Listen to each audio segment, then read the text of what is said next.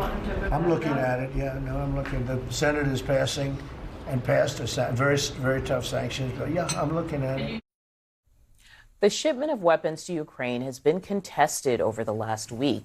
Defense Secretary Pete Hegseth authorized a pause on weapon shipments to Ukraine just last Wednesday, apparently without telling the White House. That's according to 5 sources familiar with the matter.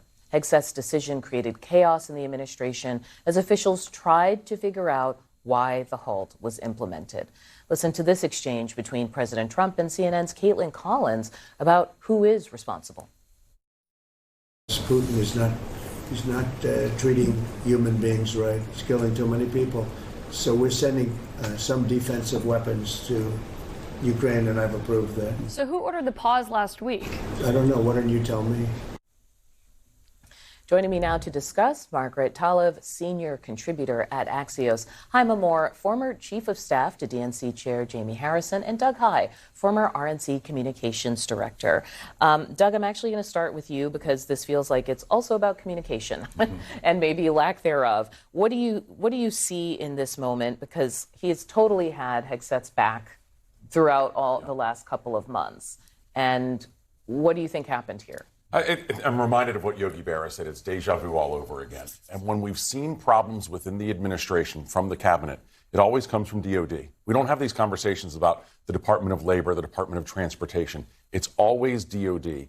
And so we've seen Hegseth cause political headaches for Donald Trump. And in any administration, this kind of lack of communication with a president who values communication, maybe in a different way than his predecessors, but also more than all of his predecessors, we know that that's a fireable offense. And when Donald Trump is your firer-in-chief, we all know him because he said that phrase, "you're fired." At some point, we have to wonder if the branch is going to break there, because this is just absolutely out of bounds for what a DOD secretary should do to make sure that his president does not know on something this major is happening. Yeah. Look, if this was a Democrat and Joe Biden was president, I think the Republicans in the Senate would have a huge fit.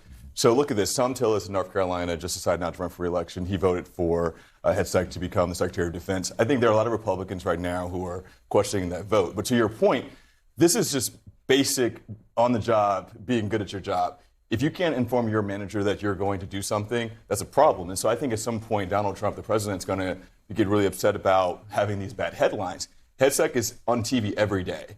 He's out there every day, and he has been a good messenger for the president on many issues, but right now he's causing too much trouble for the president. The other thing that's intriguing, of course, is this is happening in this moment where we're seeing the president really look at Vladimir Putin. And he even he says flattering things, which I think a lot of people assumed what was going on.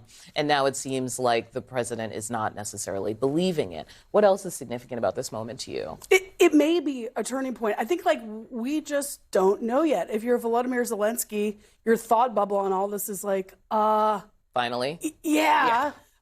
And so I think part of this is, clearly there's dysfunction in Hegseth's office. There's been a lot of departures. It's hard to know whether he's really sort of in command of his own staff or aware of his own staff.